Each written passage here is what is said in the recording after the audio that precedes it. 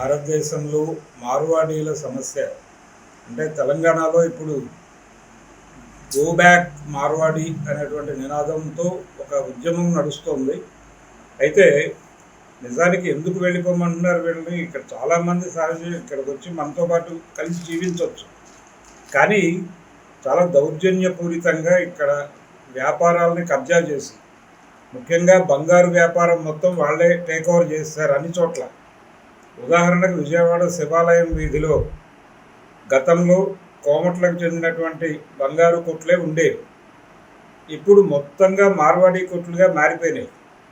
పైగా వన్ టౌన్ని జైన్ టౌన్గా మార్చాలనేటువంటి కార్యక్రమంలో ఉన్నారు వాళ్ళు. కొత్త జైన దేవాలయం వచ్చింది వన్ టౌన్లో, కాబట్టి అది జైన్ స్ట్రీట్గా మారేటువంటి ప్రమాదం ఉంది. శివాలయం వీధి వెళ్ళిపోయి అక్కడ ఉన్నటువంటి కోమట్ల ఆస్తులు వ్యాపారాలు కూడా కబ్జా చేసి వాళ్ళందరినీ మధురానగర్ పంపించేసినటువంటి ఘనత మార్వాడీలు. అంటే ఎవరైనా ఎక్కడికైనా వచ్చి వ్యాపారం చేసుకోవచ్చు, ఎక్కడికైనా వచ్చి ఉద్యోగం చేసుకోవచ్చు, కానీ లోకల్స్ని బేదఖలు చేయకూడదు. లోకల్స్ని గెంటేసి, లోకల్ స్పీకర్ల మీద కాలేసి, నేటివ్ పీపుల్ జీవితాలని తొక్కేసి తాము ఎదగాలని అనుకుంటే మాత్రం క్షమించరాదు, సహించరాదు. ఇక్కడ 3 ప్రాంతీయ పార్టీలు ఉన్నాయి. 1 తెలుగుదేశం, 2 జనసేన, 3 వైఎస్ఆర్సీపీ. ఈ 3 పార్టీలు కూడా ప్రాంతీయ ప్రజల ఆకాంక్షల్ని ప్రతిఫలింపజేయాల్సినటువంటి అవసరం ఉంది. కానీ ఇవన్నీ కూడా మార్వాడీ జనతా పార్టీకి అమ్ముడుపోయి, ఎన్డీఏకి అమ్ముడుపోయి, ఎన్డీఏ కాంపౌండ్లో కూర్చుని ఎన్డీఏ ప్రయోజనాలే భారతీయ జనతా పార్టీ, భారతీయత అంటే మార్వాడీయతగా మారిపోయిన పరిస్థితి.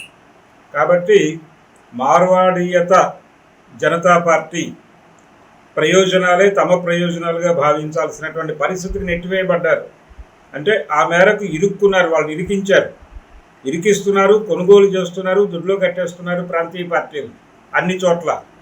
జాతీయ పార్టీలను కూడా క్షమించట్లేదు. పొలిటీషియన్స్ అందరినీ కొనేసి తమ కాంపౌండ్లో పెట్టుకుని వాళ్ళు ఇష్టం వచ్చిన పద్ధతుల్లో వాళ్ళు రాజ్యాంగాన్ని నడుపుకుంటూ వెళ్ళిపోతున్నారు. కాబట్టి ఈ ప్రయత్నంలో భాగంగా ఒకవైపు మార్వాడీలు కేవలం వ్యాపారస్తుల్ని మాత్రమే వ్యాపారాల నుంచి గెంటేయట్లేదు. ఏదో బంగారు వ్యాపారమో లేకపోతే కిరాణా వ్యాపారమో కాదు, అన్ని వ్యాపారాల్లో నుంచి అన్ని కులాలని గెంటేస్తున్నారు. కాంట్రాక్టుల నుంచి కమ్మవారిని, రెడ్లని గెంటేశారు. సెంట్రల్ పూల్ వర్క్స్ అన్ని వాళ్లే చేస్తున్నారు. వాళ్ళ దగ్గర సబ్ కాంట్రాక్టులు తీసుకుని మాత్రమే వీళ్ళు చేయాలి. అటువంటి పరిస్థితిలోకి గెంటేశారు. నవయుగ లాంటి సంస్థలు, ఇంతకుముందు ఖమ్మం నుంచి 2-3 నామా నాగేశ్వరరావు గారి కంపెనీలు ఇలాంటివి కొన్ని కనిపించేవి. అలాగే గాయత్రి ప్రాజెక్ట్స్ అని సుబ్రహ్మరెడ్డి గారి కంపెనీ, ఇవన్నీ వెలిగాయి ఒక దశలో. ఇప్పుడు ఏమీ వెలగటం లేదు, అన్నీ ఆరిపోయినాయి.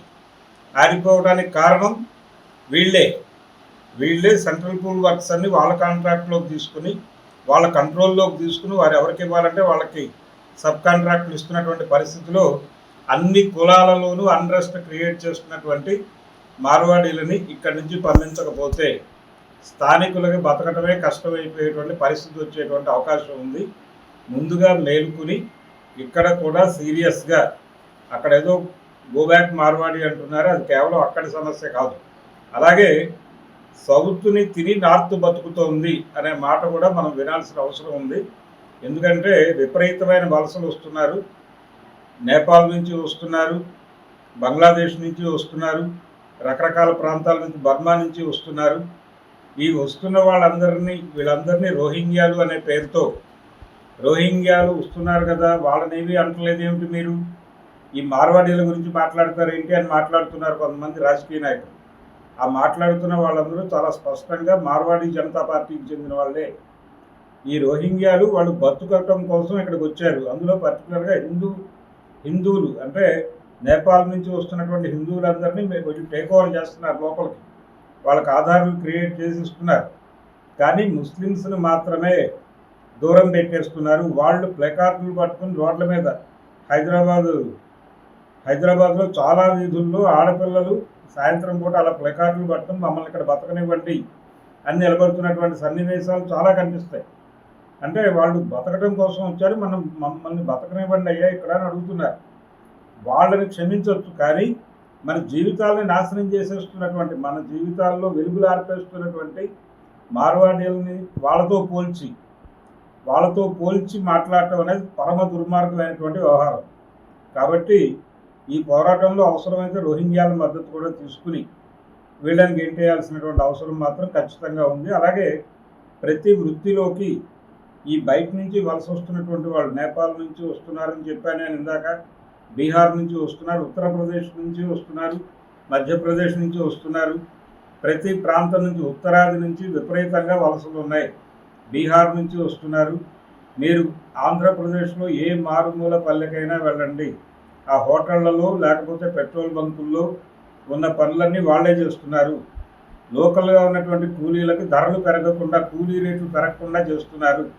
ఆ ఏరియాలో ఒక అన్రెస్ట్, వ్యాపారాలు చేసుకునేటువంటి కమ్యూనిటీస్లో ఒక అన్రెస్ట్, నిజంగా వ్యాపార కులంగా ఉన్నటువంటి కోమట్లలో తీవ్రమైనటువంటి అన్రెస్ట్. ఇంతమంది జీవితాలతో చెడుగుడాడుతున్నటువంటి మార్వాడీలను ఎందుకు క్షమించాలి? వాళ్ళని ఖచ్చితంగా ఇక్కడి నుంచి పంపించేయాలి. అలాగే సౌత్ని తిరిగి బతుకుతున్నటువంటి నార్త్కి గుణపాఠం చెప్పాలి. ఉత్తరాపథం నుంచి దక్షిణాపథం విడిపోతుంది, వింధ్య యువతలంతా దక్షిణాపథమే అనే పేరుతో దక్షిణాపథం విడిపోవాల్సినటువంటి అవసరం ఉంది. మహారాష్ట్ర కలిసినటువంటి దక్షిణాపథం ఖచ్చితంగా ఉత్తరాపథం నుంచి విడిపోవాల్సినటువంటి అవసరం ఉంది. ఆ ఉద్యమానికి నాయకత్వం వహించాలి దమ్ముంటే ప్రాంతీయ పార్టీ నాయకులు, లేదంటే నిస్సిగ్గుగా మేము మార్వాడీ జనతా పార్టీకి అమ్ముడుపోయాము అని ప్రకటించాలి. ఈ రెండిట్లో ఏదో ఒకటి జరగాలి. దీనికి సంబంధించినటువంటి కార్యాచరణ రూపొందించుకోకపోతే స్థానికంగా ఉన్నటువంటి రాజకీయ పార్టీలకి కానీ రాజకీయ కార్యకర్తలకు కానీ ఎవ్వరికీ కూడా ఉనికి ఉండదు అనేటువంటి విషయాన్ని గుర్తుంచుకుని ప్రజా సంఘాలు